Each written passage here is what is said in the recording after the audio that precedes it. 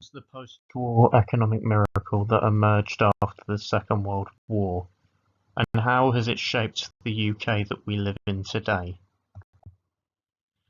To start off, historians are divided over the exact causes of this phenomenon, asking themselves the three key questions of what is it, how did it end, and why did some countries succeed or fail more than others?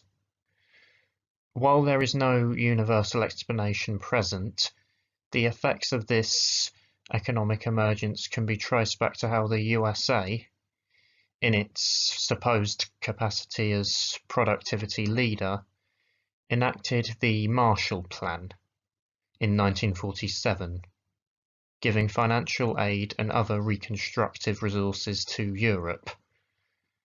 This prompted the receiving countries to focus on a reshifting of resources, prioritizing higher productivity sectors such as manufacturing outlets, in the hope that they would be able to gain the upper hand in this race to regain the economic ground that two world wars had caused them to lose.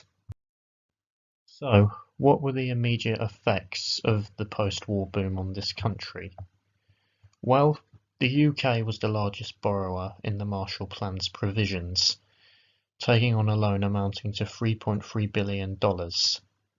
This was subject to a repayment period of 50 years and also had a 2% interest rate attached.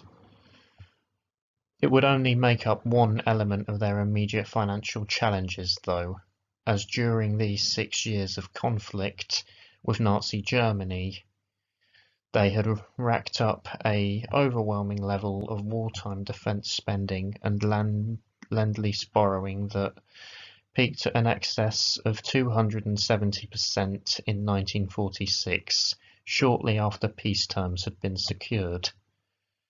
Despite these burdens, the loan did relieve them of a large part of their post-war responsibilities, allowing them to put their focus and attention towards strengthening security and trade arrangements within their colonies.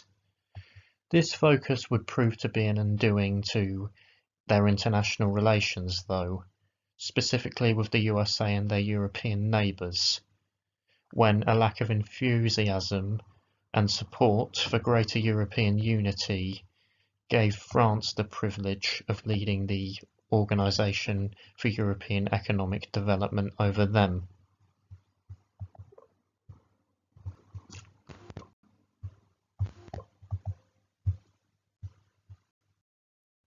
So, following the 40s and the period that followed immediately from the end of the war, how has the economic boom permeated into our present day lives and shaped the UK that we inhabit today? Well, the gargantuan repayment request of the Marshall Plan's provisions made the boom see a consistent trend of falling GDP rates, which culminated in a record low of 32% in 1993.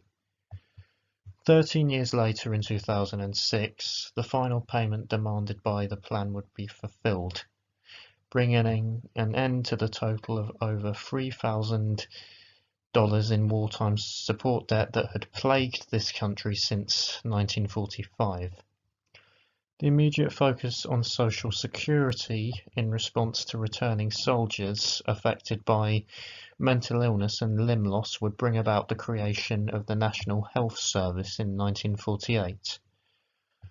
Not only would this piece of post-war political architecture survive the initial years of the boom, but it would go on to become a quintessential piece of the country's social institutions, revolutionizing healthcare services across the world, particularly those seen in Spain and Portugal.